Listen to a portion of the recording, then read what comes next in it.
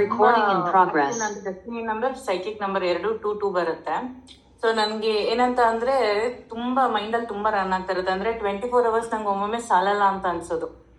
ಯಾಕಂದ್ರೆ ಅಷ್ಟು ಕೆಲಸಗಳನ್ನ ಹಾಕೊಂಡು ಒಂದಲ್ಲ ಒಂದು ಆಗ್ತಾನೆ ಇತ್ತು. ಸೊ ನನಗೆ ತುಂಬಾ ರೆಸ್ಟ್ಲೆಸ್ ಫೀಲ್ ಆಗ್ತಾ ಇತ್ತು. ಸೊ ನಾ ಏನ್ ಮಾಡಿದೆ, ಬ್ಲ್ಯಾಕ್ ಡಾಟ್ ಜೊತೆ ಪಿಂಕ್ ಡಾಟ್ ಮತ್ತೆ ವಾಲ್ ಪೇಪರ್ ಅಲ್ಲಿ 0 ಹಾಕೊಂಡಿದ್ದೆ. ಆಫ್ಟರ್ 3 days ಸರ್ ಎಷ್ಟು ರಿಲೀಫ್ ಅನ್ನಿಸ್ತು ಅಂತ ಅಂದ್ರೆ ತುಂಬಾ ಕಾಮ್ ಅನ್ಸಕ್ ಸ್ಟಾರ್ಟ್ ಆಯ್ತು. ಎಲ್ಲಾ ಥಾಟ್ಸು ಏನೋ ಅಂದ್ರೆ ಪ್ರೆಸೆಂಟ್ ಬಂದೆ. ಪಾಸ್ಟ್ ಇಲ್ಲ, ಫ್ಯೂಚರು ಇಲ್ಲ, ಪ್ರೆಸೆಂಟ್ ಅಲ್ಲಿ ಏನ್ ಮಾಡ್ಬೇಕು ಅದನ್ನ ಮಾತ್ರ ಫೋಕಸ್ ಮಾಡೋ ತರ ಫೀಲ್ ಆಯ್ತು. 4 days ಆದ್ಮೇಲೆ ತುಂಬಾ ಸ್ಲೀಪಿ, ಕೂರಕ್ ಆಗ್ತಿರ್ಲಿಲ್ಲ, ಯಾವಾಗ್ಲೂ ನಿದ್ದೆ ಎಳಿಯಕ್ ಸ್ಟಾರ್ಟ್ ಆಯ್ತು. ಸೊ ದೆನ್ ಆಮೇಲೆ ನಾನು ಅದನ್ನ ರಿಮೂವ್ ಮಾಡಿದೆ. ಸೊ ನಂಗೆ ಅದು ತುಂಬಾ ಹೆಲ್ಪ್ ಆಯ್ತು. Thank you so much sir. And next ಒಂದು ಕ್ವೆಶ್ಚನ್, ನೆಕ್ಸ್ಟ್ ಟ್ಯಾರೆಟ್ ಕ್ಲಾಸ್ ಯಾವಾಗ ಪ್ಲಾನ್ ಮಾಡ್ತಾ ಇದ್ದೀರಾ ಅಂತ? ಟ್ಯಾರೋಟ್ ಕಾರ್ಡ್ ಇನ್ನೂ ಡಿಸೈಡ್ ಮಾಡಿಲ್ಲ, ಅಪ್ಡೇಟ್ ಮಾಡ್ತೇನೆ. ಅಂದರೆ ಅದು ಏನಂದರೆ ಈಗ ತುಂಬ ಡಿಪೆಂಡ್ಸ್, ನಮ್ಮ ಕ್ರೌಡ್ ಹೆಂಗಿರ್ಬೇಕಂದ್ರೆ ಒಂದು 300-400 ಜನ ಆದರೂ ಬರಬೇಕು. ಅದಕ್ಕೆ ಒಂದು 100 ಒಳಗಡೆ ಬಂದರೆ ಸಮಸ್ಯೆ ಆಗ್ಬಿಡುತ್ತೆ. ಹಾಗಾಗಿ ಮಾಡ್ತೇನೆ, ಸಮಸ್ಯೆ ಇಲ್ಲ. ನಾನು ಅವ್ರದ್ದು ಒಂದು introduction class, free class YouTube ಅಲ್ಲಿ ಇದೆಲ್ಲ, ಅದನ್ನ ಚೆಕ್ ಮಾಡಿದ್ದೆ. ಆಕ್ಚುಲಿ ನಾನು ಪ್ರಾಕ್ಟೀಸ್ ಮಾಡ್ತಾ ಇದೀನಿ, ಬಟ್ ನಂಗೆ ಕೆಲವೊಂದು ಅರ್ಥ ಆಗ್ತಾ ಇಲ್ಲ.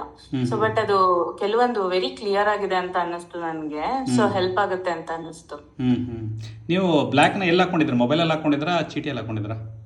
ಸರ್ ನಾನು ಒಂದು ಹೆಬ್ಬೆರಳು ಕೆಳಗಡೆ ಡಾಟ್ ಇಟ್ಕೊಂಡಿದ್ದೆ, ಮೊಬೈಲ್ ಅಲ್ಲಿ 0 ಹಾಕೊಂಡಿದ್ದೆ. ಓಕೆ. ಅದು ಹಾಕೊಂಡಾಗ ಚೇಂಜಸ್ ಅಂತ ಏನೇನು ಅನಿಸ್ತು ಮೇಡಮ್? ಸರ್ ಫಸ್ಟ್ ನನ್ಗೆ ತುಂಬಾ ರೆಸ್ಟ್ಲೆಸ್ ಫೀಲ್ ಆಗ್ತಿತ್ತಲ್ಲ, ರೆಸ್ಟ್ಲೆಸ್ ಕಡಿಮೆ, ಅದು ಕಡಿಮೆ ಆಯ್ತು. ಸ್ವಲ್ಪ ರೆಸ್ಟ್ ಫೀಲ್ ಆಗಕ್ ಸ್ಟಾರ್ಟ್ ಆಯ್ತು. ಕಾಮ್ ಆಗಿದೆ. ಅಂದ್ರೆ ಲೈಕ್ ಏನಾಗ್ತಿತ್ತು, ನಾನು ಯೂಶಲಿ ಮೆಡಿಟೇಷನ್ ಅದು ಇದು ನಾನು ಕಂಟಿನ್ಯೂಸ್ ಮಾಡ್ತಾ ಇರ್ತೀನಿ. ಜೊತೆಗೆ ಆನ್ಲೈನ್ ಕ್ಲಾಸಸ್ ತಗೊಳ್ತೀನಿ, ಟ್ಯೂಟರ್ ನಾನು.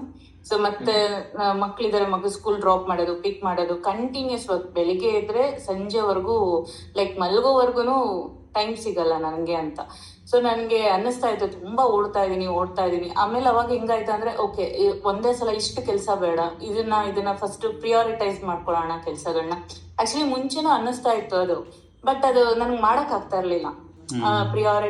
ಒಂದು ಪ್ರಿಯಾರಿಟೈಸ್ ಮಾಡ್ಕೊಂಡು ಇದನ್ನ ಮಾಡೋಣ, ಇದಾದ್ಮೇಲೆ ಅದ್ ಮಾಡೋಣ, ಇಲ್ಲ ಅದನ್ನ ಅರ್ಧ ಮಾಡು, ಇದನ್ನ ಅರ್ಧ ಮಾಡು.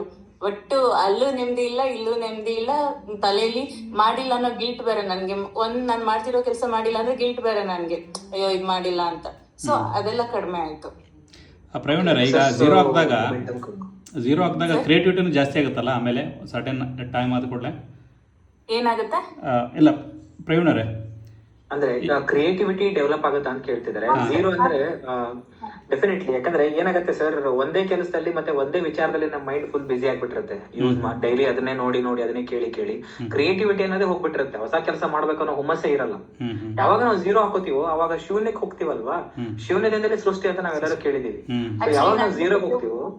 ಹೌದು, ಪೆಂಡಿಂಗ್ ವರ್ಕ್ಸ್ ಏನೇನಿತ್ತು ಅಂದ್ರೆ ಸ್ವಲ್ಪ ಗಾರ್ಡನಿಂಗ್ ಒಂದ್ ಸ್ವಲ್ಪ ಪೆಂಡಿಂಗ್ ವರ್ಕ್ಸ್ ಇತ್ತು, ಅದನ್ನೆಲ್ಲ ಮಾಡ್ಕೊಂಡೆ. ಮತ್ತೆ ಸ್ವಲ್ಪ ಕ್ಲಟರ್ಸ್ ಎಲ್ಲ ಕ್ಲಿಯರ್ ಮಾಡಿದೆ. ಅವಾಗ ಅನ್ಕೊಂಡೆ ಇದು ಮುಂಚೆನೂ ಮಾಡ್ಬೋದಿತ್ತು, ಯಾಕೆ ಮಾಡಕ್ ಆಗ್ಲಿಲ್ಲ ಅಂತ ಅನ್ಬಿಟ್ಟು.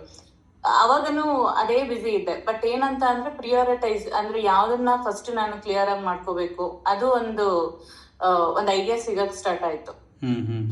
ಮೇನ್ ಆಗಿ ಕಾಮ್ ಆಗಿದ್ದೆ, ದಟ್ ಈಸ್ ಮೋರ್ ಇಂಪಾರ್ಟೆಂಟ್ ಅಲ್ವಾ ಸರ್?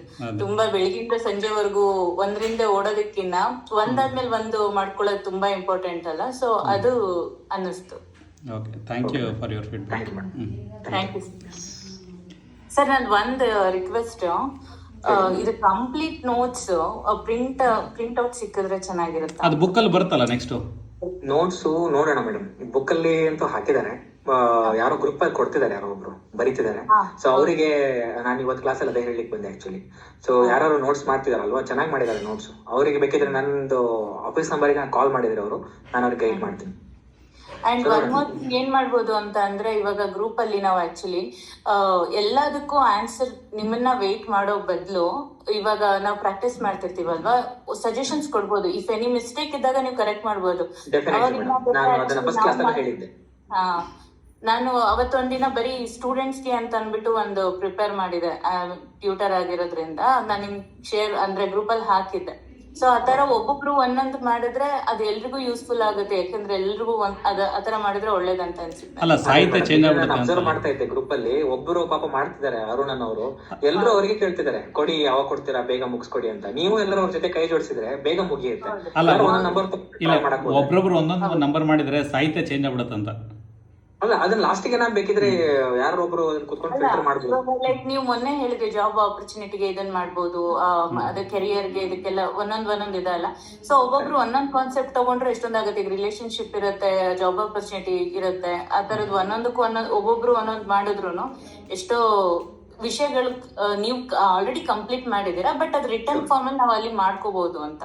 ಓಕೆ, ನನ್ನ ಇನ್ನೊಬ್ರು ಸ್ಟೂಡೆಂಟ್ ಬಿಫೋರ್ ಬ್ಯಾಚ್ ಅಲ್ಲಿ ಕಲರ್ ನ್ಯೂಮರಾಲಜಿ ಒಬ್ರು ಬರ್ದಿರೋದಿದೆ. ನಾನು ಅದನ್ನ ಗ್ರೂಪ್ ಅಲ್ಲಿ ಶೇರ್ ಮಾಡ್ತೀನಿ. ನನ್ಗೆ ಇವಾಗ ನೆನಪಾಯ್ತು, ಅದು ಬರ್ದಿರೋ ನೋಟ್ಸ್ ಇದೆ, ಅದನ್ನ ಶೇರ್ ಮಾಡ್ತೀನಿ. ಸೊ ಈಗ ಯಾರು ಪ್ರಿಪೇರ್ ಮಾಡ್ತಿರೋ ಅವ್ರಿಗೆ ಹೆಲ್ಪ್ ಆಗುತ್ತೆ. ಆಮೇಲೆ ನೀವೇ ಗ್ರೂಪಲ್ಲಿ ಯಾರಾದರೂ ಒಂದು 50-60 ಕಾನ್ಸೆಪ್ಟ್ಗಳನ್ನು ಹಾಕಿ ಬರ್ತ್ಬಿಡಿ, ನಮ್ಗೆ ಈಸಿ ಆಗುತ್ತೆ. ಬುಕ್ಕಲ್ಲಿ ಹಾಕಲ್ಲ, ಬುಕ್ಕಲ್ಲಂತೂ ರೆಡಿ ಇದೆ, 50 ಇದೆ ನಮ್ಮ ಹತ್ರ. ಇನ್ನು ಹೆಚ್ಚಿಗೆ ಅನ್ನೋದು ಬಂದರೆ ಇವರು ಫಿಲ್ಟರ್ ಮಾಡಿ ಹಾಕ್ಬೋದು ಅದನ್ನ. Okay sir, okay, thank you. Thank you sir, thank you. Thank you. S.